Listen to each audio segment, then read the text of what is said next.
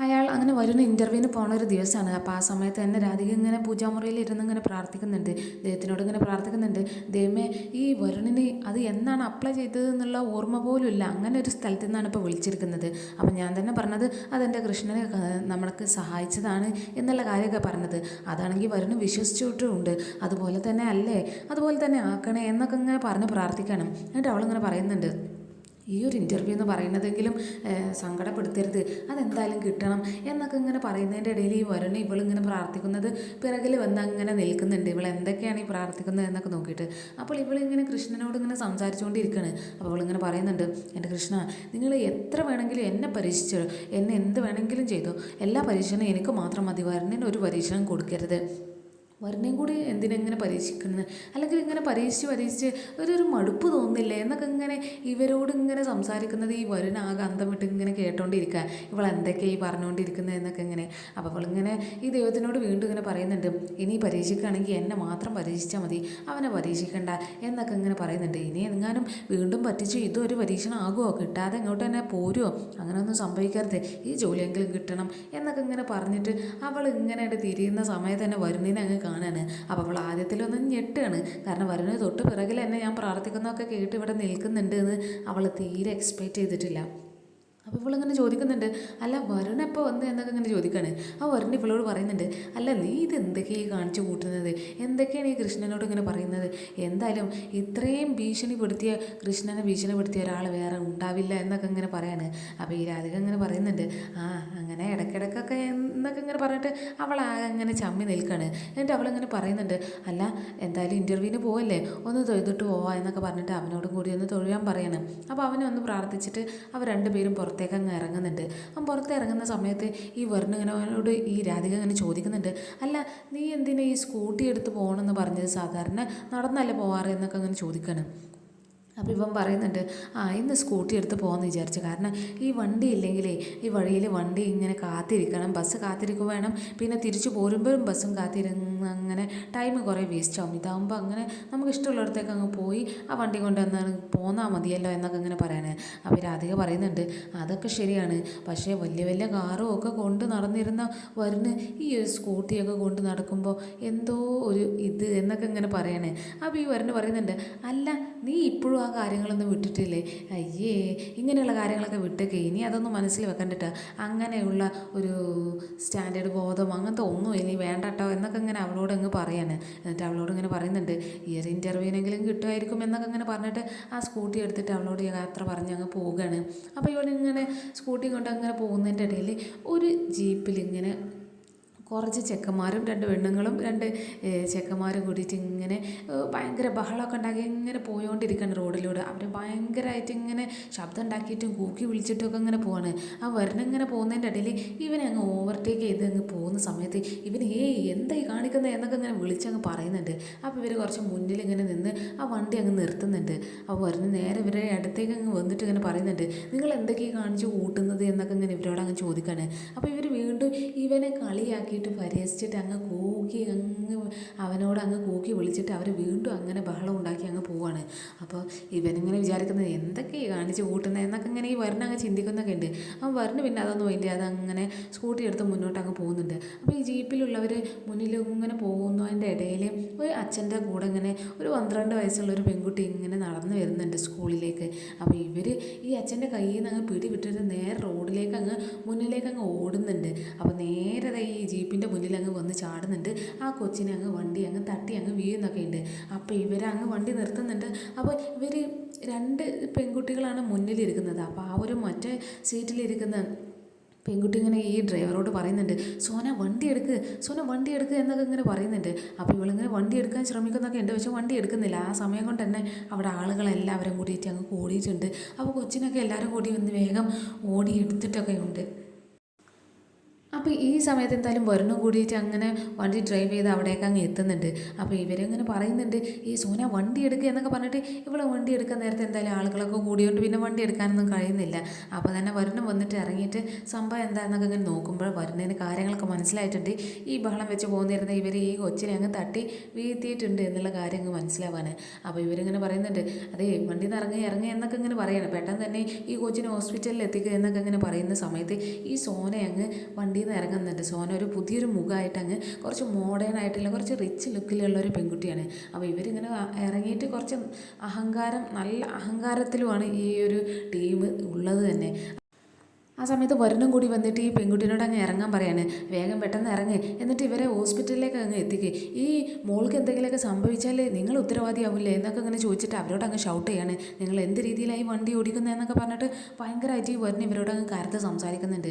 അവൻ ബാക്കിയുള്ളവരെല്ലാവരും കൂടിയിട്ട് ആ 3 പേരും കൂടിയിട്ട് ഇറങ്ങി ഒരു സൈഡിൽ അങ്ങ് നിൽക്കുന്നൊക്കെ ഉണ്ട്. അപ്പോൾ ഈ ഒരു ഡ്രൈവ് ചെയ്ത് ഈ സോന എന്ന് പറയുന്ന ഈ പെണ്ണ് നേരെ വരുണിനോട് അങ്ങ് കരുത്ത് സംസാരിക്കുന്നുണ്ട്. അവൾ ഭയങ്കര അഹങ്കാരത്തിൽ തന്നെയാണ് ഈ സംസാരിക്കുന്നത്. അവളിങ്ങനെ പറയുന്നുണ്ട്, അല്ല അത് നിൻ്റെ മോളാണോ? അപ്പോൾ അച്ഛനും മോളും കൂടിയിട്ട് വണ്ടിയുടെ മുന്നിലൊക്കെ ചാടി ഇന്ന് പൈസ പിരിക്കാനുള്ള വല്ല പരിപാടിയായിരുന്നു അല്ലേ എന്നൊക്കെ ഇങ്ങനെ പറഞ്ഞിട്ട് ഇവനോട് അങ്ങ് മോശമായിട്ട് അങ്ങ് സംസാരിക്കാണ്. അവൻ പറയുന്നുണ്ട്, എന്തായാലും ഈ കൊച്ചിനെ ഇവിടുന്ന് ഹോസ്പിറ്റലിലേക്ക് കൊണ്ടുപോയിട്ട് ഈ വണ്ടി എടുത്താൽ മതി എന്നൊക്കെ ഇങ്ങനെ പറയാണ്. അപ്പോൾ ഈ സോന പറയുന്നുണ്ട്, ഞാൻ ചിലപ്പോൾ വണ്ടി ഓടിക്കുന്ന സമയത്ത് വണ്ടി തട്ടാതിരിക്കുക എന്തെങ്കിലുമൊക്കെ ചെയ്യും, അതൊന്നും എൻ്റെ ഉത്തരവാദിത്തമല്ല, ഞാൻ എനിക്ക് ഇഷ്ടമുള്ളത് ചെയ്യും, എന്തായാലും ഞാൻ ഈ കൊച്ചിനെ വണ്ടി ഹോസ്പിറ്റലിലേക്ക് എത്തിക്കാൻ പോകുന്നില്ല എന്നുള്ള രീതിയിൽ തന്നെ ഈ സോന അങ്ങ് പറയുന്നുണ്ട്. അവൻ വരുണാണെങ്കിൽ അത് തീർത്തും എതിർത്തിട്ട് ഇവിടുന്ന് ഈ എടുക്കണമെന്നുണ്ടെങ്കിൽ ഈ കൊച്ചിനെ ഹോസ്പിറ്റലിൽ കൊണ്ടുപോകാതെ ഈ വണ്ടി ഇവിടുന്ന് മുന്നോട്ട് പോകില്ല എന്നുള്ള കാര്യം തന്നെ അങ്ങ് പറയാണ്. അപ്പോൾ ആ ഒരു സമയത്ത് ഈ പെണ്ണിങ്ങനെ പറയുന്നുണ്ട്, അതേ ഞാൻ ഈ കൊച്ചിനെ ഹോസ്പിറ്റലിൽ കൊണ്ടുപോകില്ല എന്നൊക്കെ പറഞ്ഞിട്ട് അവളുടെ കയ്യിൽ നിന്ന് കുറേ പൈസയുടെ കെട്ടൊക്കെ എടുത്തിട്ട് വരുണിൻ്റെ മുഖത്തേക്ക് അങ്ങ് വലിച്ച് എറിയുന്നുണ്ട്. എന്നിട്ട് പറയുന്നുണ്ട്, ഈ പൈസ കൊണ്ട് നിങ്ങൾ ഹോസ്പിറ്റലിൽ എത്തിച്ചോളൂ, അത് ഹോസ്പിറ്റലിൽ എത്തിക്കാനുള്ള പൈസയുണ്ട്, പിന്നെ നിങ്ങൾ അവരെ അങ്ങ് കൊണ്ടുപോകുന്നതിനുള്ള നിനക്കുള്ള കൂലിയും കൂടിയുണ്ട്, അത് രണ്ടും കൂടി അങ്ങ് എടുത്തോളൂ, എല്ലാവരും വണ്ടി കയറി എന്നൊക്കെ പറഞ്ഞിട്ട് അവളുടെ ഫ്രണ്ട്സിനൊക്കെ കൂട്ടി വണ്ടിയിലേക്ക് കയറി അങ്ങ് പോകാൻ നേരത്തെ വരുൺ അങ്ങ് തടഞ്ഞു നിർത്തുന്നുണ്ട്. എന്നിട്ട് പെട്ടെന്ന് തന്നെ അവളുടെ കൈക്ക് അങ്ങ് കയറി പിടിച്ചിട്ട് അവളുടെ മുഖത്ത് ഒരൊറ്റ അടി അങ്ങ് ആഞ്ഞൊരടി അങ്ങ് വെച്ച് കൊടുക്കുകയാണ്. അപ്പോൾ ആ ഒരു അടി കൊള്ളുന്ന സമയത്ത് ഇവളുടെ ഫ്രണ്ട്സും ഒക്കെ ഒന്നങ്ങ് ചെറുതായിട്ട് അങ്ങ് പരുങ്ങുന്നുണ്ട്. കാരണം ഇത്ര അഹങ്കാരം കാണിച്ചപ്പോഴൊന്നും ഇങ്ങനെ ഒരു അടി പ്രതീക്ഷിച്ചിട്ടേ ഇല്ല അവർ. അപ്പോൾ ആ ഒരു സമയത്ത് ഈ സോനയും ഒട്ടും പ്രതീക്ഷിച്ചിട്ടില്ല. അപ്പം പെട്ടെന്നുള്ള ഒരു അടിയിൽ ഇവളാകെ ഷോക്കായിട്ട് നിൽക്കുന്നുണ്ട്. ഇത്രയും അഹങ്കാരം കാണിച്ച ആ അഹങ്കാരം മൊത്തം അടിയിൽ അങ്ങ് ഒലിച്ചു പോയിട്ടുണ്ട്. ആ അടി കിട്ടിയ ആഘാതത്തിൽ തന്നെ ഈ ഒരു സോന അവളുടെ ആ ഒരു ബോയ്സ് ആയിട്ടുള്ള ഫ്രണ്ട്സിനെ വിളിച്ചിട്ട് ഈ വരുണിനെതിരെ അങ്ങ് തല്ലാൻ അങ്ങ് പറയാണ്. അപ്പോൾ ഇവർ രണ്ടുപേരും ആദ്യത്തിൽ ഇവൾ വിളിക്കുന്ന സമയത്ത് അങ്ങ് ഇവനെ തല്ലാൻ വരുന്ന സമയത്ത് വരുണ് പെട്ടെന്ന് തന്നെ ആ 2 പേരുടെയും ചെവിക്ക് അങ്ങ് പിടിക്കുകയാണ്. എന്നിട്ട് 2 പേരുടെ ചെവി നന്നായിട്ട് അങ്ങ് തിരുമുന്നുണ്ട്. എന്നിട്ട് പറയുന്നുണ്ട്, ഇനി നിങ്ങൾക്ക് ഇവിടുന്ന് എന്നെ തല്ലണോ എന്നൊക്കെ അങ്ങനെ പറഞ്ഞിട്ട് അവരെ അങ്ങ് ചെവിക്കല്ലിട്ട് ഇങ്ങനെ പിടിക്കുന്ന സമയത്ത് ഇവരങ്ങ് നിലവിളിക്കുന്നുണ്ട്. അത്രയും തല്ലാൻ വേണ്ടി വന്നിരുന്ന അവരുടെ ഊർജ്ജം മൊത്തം ഈ വരുന്ന ചെവിക്ക് അങ്ങ് പിടിക്കുന്ന സമയത്ത് ഒക്കെ ഒലിച്ചങ്ങ് പോയിട്ടുണ്ട്. അപ്പോൾ ഈ സോന വീണ്ടും അങ്ങ് അവിടെ ചമ്മി നിൽക്കുകയാണ്. അപ്പോൾ ആ ഒരു സമയത്ത് വരുണ് പറയുന്നുണ്ട്, ഇനി ഈ വണ്ടി നീങ്ങണമെന്നുണ്ടെങ്കിൽ ഇത്രയും പെട്ടെന്ന് നീ തന്നെ ഈ കൊച്ചിനെ ഹോസ്പിറ്റലിൽ എത്തിച്ചേക്കണം എന്നുള്ള കാര്യം ഈ വരുണ് ഈ സോനയോട് അങ്ങ് പറയുന്നുണ്ട്. എന്നിട്ട് അവരുടെ ആ ആളുകളോടൊക്കെ ഇങ്ങനെ പറയുന്നുണ്ട്, ചേട്ടാ ആ കൊച്ചിനെ പെട്ടെന്ന് ഹോസ്പിറ്റലിൽ എത്തിക്കാം, നമുക്ക് ഈ വണ്ടിയിലേക്ക് കയറി എന്നൊക്കെ ഇങ്ങനെ പറയുന്നത്. അപ്പോൾ കുറച്ച് ആളുകളൊക്കെ ആ കൊച്ചിനെ കൂട്ടി ആ വണ്ടിയിലേക്ക് അങ്ങ് കയറുന്നുണ്ട്. എന്നിട്ട് സോനയോട് ഈ ഹോസ്പിറ്റലിൽ എത്തിച്ചിട്ട് ഇനി നീ ഇവിടുന്ന് പോയാൽ മതി എന്നൊക്കെ പറഞ്ഞിട്ട് അവളോടും കൂടിയിട്ട് ഹോസ്പിറ്റലിൽ എത്തിക്കാൻ അങ്ങ് പറയാണ്. അപ്പോൾ ഇവൾ പെട്ടെന്ന് തന്നെ ആ വണ്ടിയിലേക്ക് അങ്ങ് കയറുന്നുണ്ട്. അപ്പോൾ കയറുന്ന സമയത്ത് അവളുടെ ഫ്രണ്ട്സിനെ കൂടിയിട്ട് അങ്ങ് വിളിക്കുന്നുണ്ട്, ഏയ് വാ വണ്ടി കയറി എന്നൊക്കെ ഇങ്ങനെ പറയണേ. അപ്പോൾ വരുൺ ഇവളോട് അങ്ങ് പറയുന്നുണ്ട്, അങ്ങനെ വേണ്ട, നിൻ്റെ ഫ്രണ്ട്സ് ഇവിടെ നിൽക്കട്ടെ, ഇവിടെ കുറച്ച് ആണുങ്ങളൊക്കെ ഉണ്ട്, അവർ ഇവനെ നോക്കിക്കോളും, ഇവർ 3 പേര് ഇനി ഇവർ കുറച്ച് നേരം നോക്കിക്കോളും, നീ ഹോസ്പിറ്റലിൽ എത്തിച്ച് ബില്ലൊക്കെ പേ ചെയ്ത് ആ കൊച്ചിനെ എല്ലാ ചികിത്സയും കഴിഞ്ഞിട്ട് ഇങ്ങോട്ട് പോവാ, അപ്പോൾ നിൻ്റെ ഫ്രണ്ട്സിനെ വിടുക, അതുവരെ അവരുടെ ഫ്രണ്ട്സ് എന്ന് പറയുന്നത് അവിടെ തന്നെ നിൽക്കട്ടെ എന്നുള്ള കാര്യം തന്നെ ഈ വരുൺ ഈ സോനയോട് അങ്ങ് പറയുന്നുണ്ട്. അപ്പോൾ സോനക്ക് ഇങ്ങനെ ഭയങ്കര ദേഷ്യം വന്നിട്ട് അവനെ അങ്ങ് ഭീഷണിപ്പെടുത്തുന്നുണ്ട്. ഞാനിതുവരെ എവിടെയും തോറ്റിട്ടില്ല, ഇപ്പോഴാണ് എനിക്കൊരു ചെറിയൊരു തോൽവി എനിക്ക് ഫീൽ ചെയ്തത്, അതുകൊണ്ട് നിന്നെ ഞാൻ ഒരിക്കലും വെറുതെ വിടില്ല എന്നുള്ള കാര്യമൊക്കെ എന്തായാലും ഈ സോന ഈ വരുണിനോട് അങ്ങ് പറയുന്നുണ്ട്. പക്ഷെ വരുണിന് ആ ഭീഷണിയൊന്നും അത്ര വലിയൊരു കാര്യമായിട്ട് എടുത്തിട്ടില്ല. അപ്പോൾ ഇവരോട് അങ്ങ് പെട്ടെന്ന് തന്നെ ഹോസ്പിറ്റലിലേക്ക് എത്തിച്ച് ഇങ്ങോട്ട് തിരിച്ചു വരാനൊക്കെ പറയുന്നുണ്ട്. എന്തായാലും അതുവരെ അവരുടെ ആളുകൾ അവളുടെ ഫ്രണ്ട്സിനെ അവിടെ നോക്കി നിൽക്കുന്നുണ്ടാകും എന്നൊക്കെ പറഞ്ഞിട്ട് ആ ഫ്രണ്ട്സിനെ അവരുടെ ആളുകൾ അങ്ങ് പിടിച്ചു വെക്കുകയാണ്. എന്നിട്ട് ഇവരോട് അങ്ങ് ഹോസ്പിറ്റലിലേക്ക് അങ്ങ് പോകാൻ പറയുന്നുണ്ട്. അപ്പോൾ അവരങ്ങ് പോയി കഴിഞ്ഞതിന് ശേഷം ഈ വരുണ് വണ്ടി എടുത്തിട്ട് നേരെ ഇൻ്റർവ്യൂവിന് അങ്ങ് പോകുന്നുണ്ട്. പിന്നെ നമ്മുടെ ആറ്റുവാശ്ശേരിയിലേക്ക് നമ്മുടെ യശോദാമ്മ ഇങ്ങനെ പുറത്ത് ഡ്രസ്സൊക്കെ ഇങ്ങനെ അയലിലിടുന്ന സമയത്ത് ഒരു വണ്ടി അങ്ങ് വരുന്നുണ്ട്. അപ്പോൾ ഈ വണ്ടി ആരാണ് എന്നൊക്കെ ഇങ്ങനെ നോക്കുന്ന സമയത്ത് വണ്ടിയിൽ നിന്ന് ഇറങ്ങുന്നത് നമ്മുടെ സുകുമാരി മുത്തശ്ശിയും പ്രിയങ്കയാണ്. അപ്പോൾ ഇവർ രണ്ടുപേരെയും കണ്ട സമയത്ത് തന്നെ യശോദ ആകെ പേടിച്ചിട്ടുണ്ട്.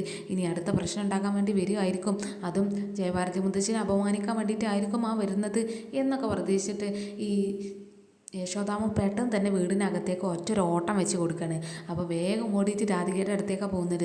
അപ്പോൾ രാധികനോട് ഇങ്ങനെ പറയുന്നുണ്ട്, അതെ ആ മുത്തശ്ശി പ്രിയങ്കയും കൂടിയിട്ട് വന്നിട്ടുണ്ട്. അവർ രണ്ടുപേരും ഇനി വന്നത് ഇവിടെ വീണ്ടും പ്രശ്നം ഉണ്ടാക്കാനോ അതോ ജയഭാരതി മുത്തശ്ശിനെ ഇങ്ങനെ അപമാനിക്കാനും വേണ്ടിയിട്ടായിരിക്കും എന്തായാലും ഉറപ്പാണ് എന്നൊക്കെ അങ്ങനെ പറയുന്നത്. അപ്പോൾ രാധിക ഒന്ന് ഞെട്ടുന്നുണ്ട്. അപ്പോൾ രാധിക പറയുന്നുണ്ട്, എന്തായാലും മുത്തശ്ശി നല്ല ഉറക്കത്തിലാണ്, മുത്തശ്ശി അറിയണ്ട ഇനി ഇവർ രണ്ടുപേരും ഇങ്ങോട്ട് വന്നത് എന്നൊക്കെ പറഞ്ഞിട്ട് വേഗം മുറ്റത്തേക്ക് അങ്ങ് ഇറങ്ങുന്നുണ്ട് രാധികനെയും കൊണ്ട്. അപ്പോൾ ഈ സുകുമാര മുത്തശ്ശിയും പ്രിയങ്കയും വണ്ടിയുടെ മുന്നിൽ തന്നെ ഇങ്ങനെ നിന്നിട്ട് ഇങ്ങനെ സുകുമാര മുത്തശ്ശി ഇങ്ങനെ പറയുന്നുണ്ട്, അയ്യോടി കേട്ടോടി മോളെ, ഞാൻ ആദ്യം ഇവളങ്ങ് അകത്തേക്ക് ഓടുന്നത് കണ്ടപ്പം പേടിച്ചിട്ടാണെന്നാണ് വിചാരിച്ചത്, പക്ഷേ പേടിച്ചിട്ടൊന്നുമല്ല, ആളെയും കൂട്ടി വരാൻ വേണ്ടിയിട്ടായിരുന്നു അവൾ ഓടിയത് എന്നൊക്കെ ഇങ്ങനെ പറഞ്ഞിട്ട് ഈ യശോദാമൻ അങ്ങ് കളിയാക്കുന്നുണ്ട്. അവൻ പ്രിയങ്ക ഇങ്ങനെ പറയുന്നുണ്ട്, അത് എല്ലാവരും കൂടി വരട്ടെ മുത്തശ്ശി, ഉള്ളിലുള്ള എല്ലാവരും വന്നാലല്ലേ നമ്മൾ പറയുന്നതൊക്കെ എല്ലാവർക്കും കേൾക്കാൻ പറ്റുള്ളൂ, അപ്പോഴല്ലേ അതിനൊരു ത്രില്ല് എന്നൊക്കെ ഇങ്ങനെ ഇവളും കൂടി അങ്ങ് പറയുന്നുണ്ട്. അപ്പോൾ ഇവർ രണ്ടുപേരും നിങ്ങൾ എന്തിനാണ് ഇങ്ങോട്ട് വന്നത് എന്നുള്ള കാര്യം അങ്ങ് ചോദിക്കുന്നുണ്ട്. യശോദാമ്മ അങ്ങനെ പറയുന്നുണ്ട്, അതെ നിങ്ങളോട് രണ്ടുപേരോടും ഈ വീടിനകത്തേക്ക് കയറ്റരുത് എന്നാണ് ദേവേട്ടൻ പറഞ്ഞിട്ടുള്ളത്, അതുകൊണ്ട് നിങ്ങൾ ഈ വീടിനകത്തേക്ക് കയറ്റില്ല എന്നുള്ള കാര്യങ്ങൾ പറയാണ്. അപ്പോൾ ഈ സുകുമാര മുത്തശ്ശിയും പ്രിയങ്കയും കൂടിയിട്ട് ഇങ്ങനെ പറയുന്നുണ്ട്, അയ്യേ ആർക്ക് വേണം നിങ്ങളുടെ വീട്, ഞങ്ങൾ എന്തായാലും ഇങ്ങോട്ട് കയറാൻ വേണ്ടിയിട്ട് വന്നതൊന്നും അല്ല എന്നുള്ള കാര്യമൊക്കെ അങ്ങനെ പറയാണ്. ഞങ്ങളിങ്ങോട്ട് മറ്റൊരു കാര്യത്തിന് വേണ്ടിയിട്ടാണ് വന്നത് എന്നുള്ള കാര്യമൊക്കെ ഇങ്ങനെ സംസാരിച്ചുകൊണ്ടിരിക്കുകയാണ്. അപ്പോൾ അതിൻ്റെ ഇടയിൽ ഇങ്ങനെ ഇവർ പറയുന്നുണ്ട്, അല്ല യശോദേ, ഈ വീട്ടിൽ നിന്ന് പുറത്തിറക്കാൻ നിനക്ക് എന്ത് അധികാരമാണ് ഈ വീടായിട്ടുള്ളത്? പിന്നെ ഈ വീടെന്ന് പറഞ്ഞാൽ എൻ്റെ വീടാണ്, മാത്രമല്ല പിന്നെ അധികാരമുള്ളത് ഈ രാധികക്കാണ്. ഈ രാധികക്ക് ഈ ആറ്റുവാശ്ശേരിയായിട്ട് യാതൊരു ബന്ധമില്ലാത്ത ഒരാളാണ്, അവൾക്ക് ഇവിടെയായിട്ട് യാതൊരു ബന്ധമില്ല, അതുകൊണ്ട് അവൾക്ക് ഇവിടെ യാതൊരു അധികാരമില്ല, അതുകൊണ്ട് ഇനി അധികാരം പറഞ്ഞിട്ട് ഞങ്ങളെ കയറ്റി വിടാൻ പറ്റില്ല എന്നുള്ള വാക്കൊന്നും ഇനി നിങ്ങൾ ഇവിടുന്ന് പറയാൻ നിൽക്കണ്ട എന്നൊക്കെ അങ്ങനെ സുകുമാര മുത്തശ്ശി പറയാണ്. എന്നിട്ട് സുകുമാര മുത്തശ്ശി പറയുന്നുണ്ട്, പിന്നെ ഞങ്ങൾ ഇപ്പോൾ ഇങ്ങോട്ട് വന്നത് ഈ പുറത്തിറക്കേണ്ടവരെ പുറത്തിറക്കാൻ വേണ്ടിയിട്ടുള്ളൊരു ആയുധം കൊണ്ടാണ് എന്നൊക്കെ ഇങ്ങനെ പറഞ്ഞിട്ട് ആ ഡ്രൈവറോട് അങ്ങ് വിളിച്ച് പറയുന്നുണ്ട്, ഇടാ കൊച്ചനെ ആ സാധനം അങ്ങ് എടുക്കുക എന്നൊക്കെ ഇങ്ങനെ പറയാണ്. അപ്പോൾ അയാൾ ഫ്ലക്സുമായിട്ട് അങ്ങ് പുറത്തേക്ക് ഇറങ്ങുകയാണ്. അപ്പോൾ ഇതും കൊണ്ട് നേരെ ഈ സുകുമാര മുത്തശ്ശിക്ക് അങ്ങ് അയാളെ കൊടുക്കുന്നുണ്ട്, ഞങ്ങളെ ഇത് കാണിക്കാനാണ് ഇങ്ങോട്ട് വന്നത് എന്നൊക്കെ ഇങ്ങനെ പറയുന്നുണ്ട്. അപ്പോൾ ആ ഒരു സമയത്ത് ദേവനും കൂടിയിട്ട് അങ്ങനെ ഈ പുറത്തേക്ക് നോക്കുന്ന സമയത്ത് ഇവർ രണ്ടുപേരും അങ്ങ് കാണുന്നൊക്കെ ഉണ്ട്. അപ്പോൾ ഇവരിങ്ങനെ ചോദിക്കുന്നുണ്ട്, അല്ല എന്താണ് അവിടെ, ആരാണത് എന്നൊക്കെ അങ്ങനെ ചോദിക്കുകയാണ്. അപ്പോൾ ഇവരിങ്ങനെ പറയുന്നുണ്ട്, അത് ഞങ്ങൾ തന്നെയാണ് എന്നൊക്കെ ഇങ്ങനെ പറയുന്ന സമയത്ത് ഈ ദേവൻ പറയുന്നുണ്ട്, നിങ്ങൾ എന്തിനാണ് ഇങ്ങോട്ട് വന്നത് എന്നൊക്കെ അങ്ങനെ പറയാണ്. അപ്പം ഈ സുകുമാര മുത്തശ്ശി അറിയുന്നുണ്ട്, ഞങ്ങളൊരു കാര്യം കാണിച്ചു തരാൻ വേണ്ടി വന്നതാണ്, എന്തായാലും നിങ്ങൾ 3 പേരും ഇങ്ങോട്ട് വാ എന്നൊക്കെ ഇങ്ങനെ പറയുമ്പോൾ 3 പേരും അങ്ങ് വരാതെ അവിടെ തന്നെ നിൽക്കുകയാണ്. അതോ ആ വീടിന് മുന്നിൽ തന്നെ അങ്ങ് നിൽക്കുന്നുണ്ട്. അപ്പോൾ ഈ സുകുമാര മുത്തശ്ശി അറിയുന്നുണ്ട്, നമ്മുടെ അടുത്തേക്ക് വരാൻ പോലും ഇവർക്ക് പേടിയാണ് എന്നൊക്കെ ഇങ്ങനെ കളിയാക്കി അങ്ങ് സംസാരിക്കുന്നുണ്ട്. അവൻ ദേവനിങ്ങനെ യശോദനോട് പറയുന്നുണ്ട്, നമ്മൾക്ക് ഇനി അവരെ പേടിയാണെന്ന് അവരെ അങ്ങ് ചിന്തിക്കണ്ട, വാ നമുക്ക് അവരുടെ അടുത്തേക്ക് അങ്ങ് പോകാം എന്നൊക്കെ പറഞ്ഞിട്ട് നേരെ ഇവർ 3 പേരും അവരുടെ അടുത്തേക്ക് അങ്ങ് പോവാണ്. അപ്പോൾ സുകുമാര മുത്തശ്ശി പറയുന്നുണ്ട്, ഞാൻ നിങ്ങൾക്ക് ഈ ഒരു കാര്യം കാണിച്ചു തരാൻ വേണ്ടിയിട്ട് വന്നതാണ് എന്നൊക്കെ പറഞ്ഞിട്ട് ആ ഒരു ഫ്ലക്സ് അങ്ങ് നിവർത്തി കാണിച്ചു കൊടുക്കണം. അപ്പോൾ ആ ഫ്ലക്സ് എന്ന് പറയുന്നത് അവരുടെ ആ ഒരു സിനിമയുടെ ഫ്ലക്സാണ്. അവിടെ ആ സുകുമാരി മുത്തശ്ശിയും പ്രിയങ്കയും ഒക്കെ നിന്നിട്ടുള്ള അവരുടെ സിനിമയുടെ പേരൊക്കെ എഴുതി വെച്ചിട്ടുള്ള ആ ഒരു ഫ്ലക്സ് ഇവർക്ക് അങ്ങ് കാണിച്ചു കൊടുത്തിട്ട് ഭയങ്കര അഹങ്കാരം അങ്ങ് കാണിക്കുന്നുണ്ട്. ഇതേ ഞങ്ങളുടെ സിനിമയാണ്, ഞങ്ങൾ റിലീസാകാൻ പോവുകയാണ് ഓണത്തിൻ്റെ അന്ന്, അത് കാണിക്കാൻ വേണ്ടിയിട്ട് വന്നതാണ് ഞങ്ങൾ എന്നൊക്കെ ഇങ്ങനെ പറയണം. അപ്പോൾ ഇവർക്ക് ഇത് വലിയൊരു സംഭവമായിട്ട് തോന്നുന്നൊന്നുമില്ല, ഇവർക്ക് ഇതൊക്കെ കണ്ടിട്ട് ഭയങ്കര ഒരു പുച്ഛമായിട്ടൊക്കെയാണ് തോന്നുന്നത്. അപ്പോൾ സുകുമാര മുത്തശ്ശി ഇങ്ങനെ പറയുന്നുണ്ട്, ഇനി ഈ സിനിമ റിലീസ് ചെയ്താൽ എൻ്റെ മകൾ ആരായിരിക്കും, നല്ല ഫേമസ് ആയിരിക്കും, അത് ഇന്ത്യക്കകത്തും പുറത്തും ഒക്കെ ഒരുപാട് ഫാൻസും ആളുകളും എല്ലാം ഉണ്ടാകുന്ന ഒരു സുന്ദരി കൊച്ചായിരിക്കും ഇവള് എന്നൊക്കെ ഇങ്ങനെ പറയുന്നുണ്ട്. മാത്രമല്ല ഇനി ഞാനെന്ന് പറയുന്നത് സിനിമയിലേക്ക് പുതിയതായിട്ട് കാലെടുത്ത് വെച്ച് പ്രൊഡ്യൂസറാടാ, ഇനി ഞാനും കൂടി ഫേമസ് ആയിരിക്കും, അതുകൊണ്ട് ഇനി ഈ തുക്കയുടെ വീട്ടിലേക്കൊന്നും ഞങ്ങളില്ല എന്നുള്ള കാര്യമൊക്കെ പറയാണ്. ഇനി പിന്നെ ഞങ്ങൾ ഇതിപ്പോൾ വന്നത് ഇത് നിങ്ങൾക്ക് തരാൻ വേണ്ടിയിട്ടാണ് എന്നൊക്കെ പറഞ്ഞിട്ട് ഒരു ടിക്കറ്റ് അവർക്ക് അങ്ങ് കൊടുക്കുന്നുണ്ട്. എന്നിട്ട് ഇങ്ങനെ പറയുന്നുണ്ട്, ഇത് ഈ സിനിമ റിലീസാവുന്നതിൻ്റെ മുന്നേ ഉള്ളൊരു സംഭവമില്ലേ, എന്താടി അത് എന്നൊക്കെ ഇങ്ങനെ ചോദിച്ചിട്ട് പ്രിയങ്കരോട് അങ്ങ് ചോദിക്കുന്നുണ്ട്. അപ്പം ഇവരിങ്ങനെ പറയുന്നുണ്ട്, റിവ്യൂ ഷോ എന്നൊക്കെ ഇങ്ങനെ പറയാണ്. അപ്പോൾ ഇവരിങ്ങനെ പറയുന്നുണ്ട്, റിവ്യൂ ഷോ അത് കാണിക്കാൻ വേണ്ടിയിട്ടാണ് ഞങ്ങൾ ഈ ടിക്കറ്റ് കൊണ്ടുവന്നതാണ്, അപ്പോൾ ഈ ടിക്കറ്റ് കൊണ്ടുവന്നാൽ നിങ്ങൾക്ക് അവിടെ സുഖമായിട്ട് ഇരുന്ന് അങ്ങ് കാണാം, അതും കിടന്നോ ഇരുന്നോ എങ്ങനെ വേണമെങ്കിലും കാണാം, ഫുഡും ഒക്കെ ഉണ്ടാകും, അങ്ങനെ വിശാലമായിട്ട് നല്ല സൗകര്യത്തിൽ ഇരുന്ന് കാണാൻ വേണ്ടിയിട്ടാണ് ഞാൻ ഈ ടിക്കറ്റ് ടിക്കറ്റും കൊണ്ട് വന്നത്. അപ്പോൾ ഈ ടിക്കറ്റും കൊണ്ട് നിങ്ങളെല്ലാവരും അത് കാണാൻ വരണം. മാത്രമല്ല നിങ്ങൾ ഒറ്റക്കല്ല, ഈ വീട്ടിൽ വലിഞ്ഞു കയറി വന്ന 2 പേരില്ലേ, ആ വലിഞ്ഞു കയറി വന്ന അവരെയും കൂടി അങ്ങ് കൂട്ടിക്കോ എന്നൊക്കെ ഇങ്ങനെ പറയുന്നുണ്ട്. അതെന്തിനാണെന്ന് വെച്ചാൽ ഞങ്ങളിപ്പോൾ ഏത് ലെവലിലാണ് ജീവിക്കുന്നത് എന്നൊക്കെ അവരും കൂടി അങ്ങ് കാണട്ടെ, അതിന് വേണ്ടിയിട്ടാണ് എന്നൊക്കെ ഇങ്ങനെ പറയാണ്. പക്ഷെ അതൊന്നും രാധികക്ക് അത്രയ്ക്ക് അങ്ങ് ഇഷ്ടപ്പെട്ടിട്ടൊന്നുമില്ല. എന്തായാലും ഇവരോട് ഒന്നും കാലത്ത് സംസാരിക്കാൻ ഒന്നിനും നിൽക്കുന്നില്ല. അപ്പോൾ ഇവരിങ്ങനെ പറയുന്നുണ്ട്, എന്നാൽ ശരി ഞങ്ങൾ പോകട്ടെ. പിന്നെ ഒരു കാര്യമുണ്ട്, ഇനി സിനിമ കാണണമെന്നുണ്ടെങ്കിൽ ഫ്രീ ആയിട്ടൊന്നും കാണാൻ പറ്റില്ല കേട്ടോ, നിങ്ങൾ പൈസ മുടക്കി ടിക്കറ്റ് എടുത്ത് തന്നെ കാണണം എന്നൊക്കെ ഇങ്ങനെ പറഞ്ഞിട്ട് അവരങ്ങ് വണ്ടി കയറി പോവാണ്. അപ്പോൾ ഇവർ പോയി കഴിഞ്ഞതിന് ശേഷം ഇങ്ങനെ എന്തായാലും അവിടെ എപ്പിസോഡ് അവസാനിക്കുന്നൊക്കെ ഉണ്ട്. അപ്പോൾ ഇനി നാളത്തെ എപ്പിസോഡിലാണെങ്കിൽ ഈ രാധിക ഇങ്ങനെ പറയുന്നുണ്ട്, അതേ ഇവരുടെ അഹങ്കാരമൊക്കെ കണ്ടിട്ട് അവർ ഇനി എന്തായാലും ഇങ്ങോട്ട് തിരിച്ചു വരുന്നൊന്നും തോന്നുന്നില്ല എന്നൊക്കെ ഇങ്ങനെ രാധിക പറയുന്നുണ്ട്. അപ്പോൾ ഈ ദേവൻ പറയുന്നുണ്ട്, ഈ ഭൂമി ഉരുണ്ടിട്ടല്ലേ അവർ കുറേ കറങ്ങി അവസാനം ഇവിടെ തന്നെ എത്തും എന്നൊക്കെ ഇങ്ങനെ ഈ ദേവനും കൂടിയിട്ട് അങ്ങ് പറയുന്നൊക്കെ ഉണ്ട്. പിന്നെ ഈ വരുന്ന ഇൻ്റർവ്യൂവിനൊക്കെ അറ്റൻഡ് ചെയ്യുന്നുണ്ട്. ഇൻ്റർവ്യൂ അറ്റൻഡ് ചെയ്തിട്ട് അവൻ ആറ്റുവാശ്ശേരിയിൽ എത്തുന്ന സമയത്ത് ഈ രാധിക എന്തായി എന്നൊക്കെ ഇങ്ങനെ ആകാംക്ഷയിൽ നിൽക്കുന്ന സമയത്ത് വരുണിൻ്റെ മുഖം കുറച്ച് നിരാശനായിട്ടാണ് നിൽക്കുന്നത്. പക്ഷേ എനിക്ക് തോന്നുന്നത് അവൻ ആ ജോലി കിട്ടിയിട്ടുണ്ട് എന്നുള്ളൊരു കാര്യമായിരിക്കും. ഒരു സർപ്രൈസായിട്ട് അവളോട് അടുത്തേക്ക് ഇങ്ങനെ ഒരു സാഡായിട്ട് കാണിച്ചതാണ് എന്നാണ് എന്തായാലും തോന്നുന്നത്. മിക്കവാറും അവൻ ആ ജോലി കിട്ടാനുള്ള ചാൻസ് ഉണ്ടെങ്കിൽ അവന് വേണമെങ്കിൽ അവളെ പ്രാങ്ക് ചെയ്യാൻ വേണ്ടിയിട്ട് നിരാശനായിട്ട് നിൽക്കുന്നതായിട്ടൊക്കെ ഒന്ന് ഫീൽ ചെയ്ത്. എന്തായാലും എന്താ സംഭവിച്ചത് എന്നൊക്കെ നമുക്ക് അടുത്ത എപ്പിസോഡിൽ തന്നെ കാത്തിരുന്ന് തന്നെ കാണാം. അപ്പോൾ ഇന്നത്തെ എപ്പിസോഡ് ഇവിടെ അവസാനിച്ചിരിക്കുകയാണ് ഗൈസ്. അപ്പോൾ ഓക്കെ, നാളെ കാണാം. Bye all.